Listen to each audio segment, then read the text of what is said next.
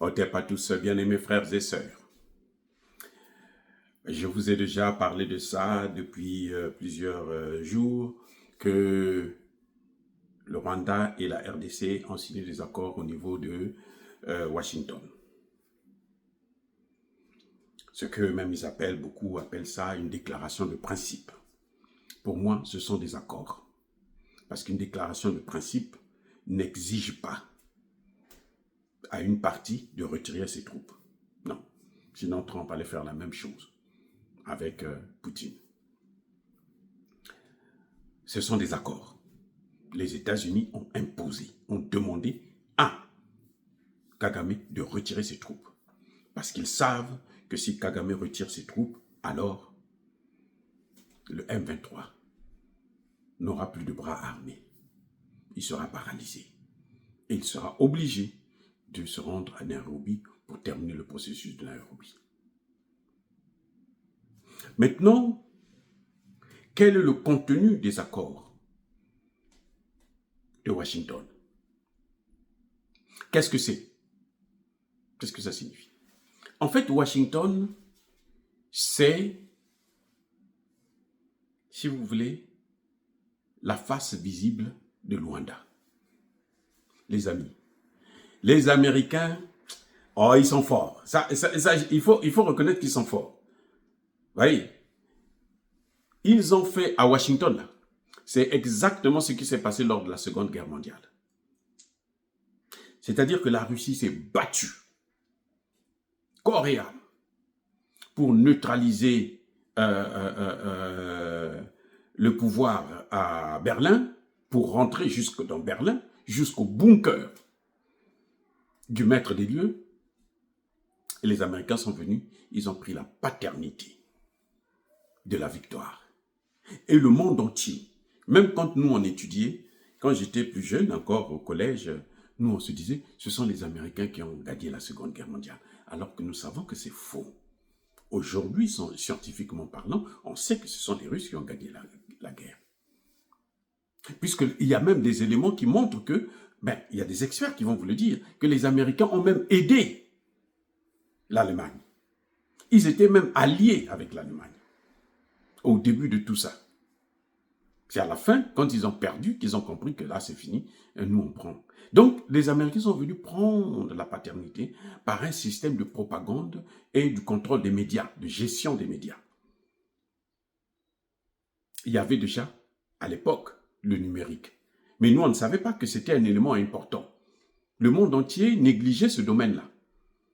C'est pour ça que le monde entier est tombé. Mais les Américains ont remporté. Alors, pourquoi je dis que ce qui s'est passé lors de la Seconde Guerre mondiale, c'est exactement ce qui s'est passé à Washington. Marco Rubio n'a négocié ni avec Kayibanda, ni avec le bandit là de ministre des Affaires étrangères du Rwanda. Non, il n'y a pas eu de négociation. Ils ne se sont pas assis sur la table pour dire, bon, écoutez, tel point, voilà ceci, on va écrire ceci, on va... Non, non, non, non, non. Marco Rubio a pris le texte, il l'a mis sur la table. Madame signée, monsieur signé. Et vous là, Rwanda, vous retirez vos troupes. Nous devrons respecter la souveraineté de la RDC. Alors, d'où vient ce texte? Il n'est pas venu du ciel, les amis. Le texte qui a été signé à Washington n'est pas venu du ciel. Puisque les Américains n'ont négocié avec aucune partie. Donc ce texte-là est venu de quelque part. Oui, il n'est pas venu de sous la terre du diable, non. Ce texte-là, les amis, je veux vous révéler, c'est le texte de Luanda. C'est incroyable. Le texte qui a été signé là, à Washington, il y a 2 jours ou 3 jours, c'est le texte préparé, prévu par João Lourenço. C'est le texte de Lourenço. Ce que Kayibanda a signé là, c'est ce que le 15 décembre dernier, Tshisekedi et Kagame devraient signer. C'est le même texte. Maintenant, cette fois-ci, ce sont les ministres des Affaires étrangères. Pourquoi? Parce que Trump ne veut pas voir Kagame.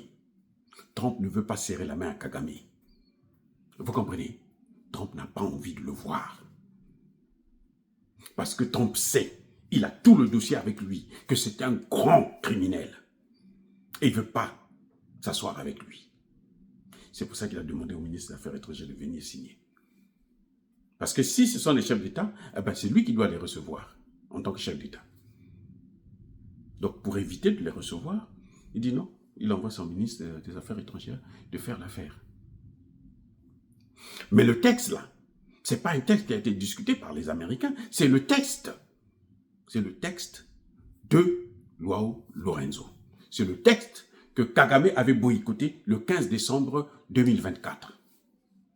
Quand Tshisekedi a fait le déplacement jusqu'à Luanda, et Kagame n'a pas fait le déplacement, protestant que Tshisekedi doit d'abord parler avec le M23, machin, trouver des raisons comme d'habitude. Cette fois-ci, les Américains disent signons seulement. Puisque ce texte reconnaît la résolution 2773 de l'ONU, qui demande à ce qu'on puisse respecter le processus de Luanda, le processus de Nairobi. Tout ça, c'est Lourenço qui avait fait ça. Maintenant, pourquoi je vous parle de ça? Parce qu'il y a des gens qui sont excités, l'Amérique a fait l'Amérique. Non, c'est vrai que l'Amérique a imposé. S'il n'y avait pas l'Amérique, eh ben, Kagame n'allait pas signer ça. Ça, c'est clair. Hein? Via son ministre des Affaires étrangères, il n'allait pas signer. C'est vrai. Mais on ne peut pas oublier que le travail a été fait par les Africains. Même le Qatar n'a rien fait. Vous avez un texte que le Qatar a présenté? Vous connaissez un seul? Non, le Qatar n'a présenté aucun texte. Donc, tout ce texte-là, c'est le texte. C'est africain, c'est la solution africaine qui a été juste imposée. Parce que Tshisekedi n'avait pas la force pour imposer. Parce que sur le terrain, eh ben, les troupes de Kagame continuent. Vous savez, Kagame en compte aujourd'hui près de 40 000 soldats rwandais sur le sol congolais. C'est-à-dire que c'est incroyable, mais c'est ça la vérité. 40 000. Et Tshisekedi n'a pas d'armée. L'armée congolaise, avec les brassages, mixages, la corruption de ses généraux, elle est complètement anéantie. Il faut une nouvelle armée. Il faut tout reprendre à zéro. C'est d'ailleurs pour ça que Tshisekedi était obligé de négocier, de faire appel aux Américains. Vous voyez? Mais je voudrais faire comprendre une chose. Regardez, nous les Africains, comment voulez-vous qu'on puisse nous respecter? Quand tout ce que nous faisons, nous-mêmes, nous le foulons au pied, il faut qu'un étranger vienne nous imposer une solution. C'est incroyable. Et voilà que le crédit va maintenant aux Américains. Trump risque d'avoir le prix Nobel de la paix pour ça. À moins que les Occidentaux, les Français, les Anglais et autres là, puissent s'y opposer. Mais Trump va avoir le prix Nobel de la paix pour ça. Alors que ce n'est pas lui qui a fait le travail. Ce sont les Africains. C'est une solution africaine. Mais pourquoi? Parce que les Africains eux-mêmes, notamment Paul Kagame, n'a pas voulu respecter. Puisqu'il se disait, il est au-dessus de tout le monde. Et c'est un demi-dieu. Il est particulier. Lui, il est un Africain spécial. Et il est le coderme à peau noire. Ils se sont différents. Ils se sont mieux que les autres. Donc, il ne peut pas respecter ce que les autres ont fait. Même si c'est juste, il ne peut pas respecter ça. L'Union africaine prévoit l'intangibilité des frontières issues de la colonisation. L'Union africaine. Ça, c'est depuis l'OUA, l'Organisation de l'Unité africaine. L'intangibilité des frontières, c'est un principe fondamental pour éviter les guerres. Ça, c'est les Africains qui ont inventé ça. Kagame est venu, il a foulé ça au pied. Il a voulu montrer qu'il est le Dieu tout-puissant. Personne ne peut l'arrêter. Il a fallu que les Américains viennent pour qu'ils puissent signer le texte que les Africains lui ont présenté. Ce que les Africains lui demandaient de faire là. Et voilà comment il est allé se faire humilier. Son ministre des Affaires étrangères a présenté un discours creux. Il n'avait rien à dire. Parce qu'ils ont abusé des Africains, des institutions africaines et du savoir africain, de la méthode africaine de négociation et de règlement de conflits. Nous sommes des experts dans ce domaine-là. Nous savons ce que c'est. Trump n'a rien inventé. Marco Rubio n'a rien négocié. Tout ça, c'est un travail qui a été fait par des Africains, qu'eux, ils ont pris seulement. Imposer ça, et les deux pinis sont paraffés. Les amis, c'est incroyable que l'Afrique puisse se sous-estimer jusqu'à ce niveau. Et pourquoi l'Afrique s'est sous-estimée jusqu'à ce niveau? Parce que l'Afrique, les Africains étaient divisés sur la position à tenir vis-à-vis de Kagame. Les Africains avaient peur de l'Occident, notamment de l'Europe. C'est pour ça que vous avez des présidents comme ceux de l'Afrique centrale qui soutiennent, qui ont soutenu jusqu'à la dernière minute Paul Kagame. Et ils vont couler avec Kagame. Ils vont couler, je vous dis, ils vont couler avec Kagame. À cause du manque de vision géostratégique et géopolitique. Ils n'ont jamais compris que l'Afrique doit s'en sortir. L'Afrique doit se développer. L'Afrique ne peut pas continuer à être l'esclave des autres, ne peut pas vivre que de l'aide des autres.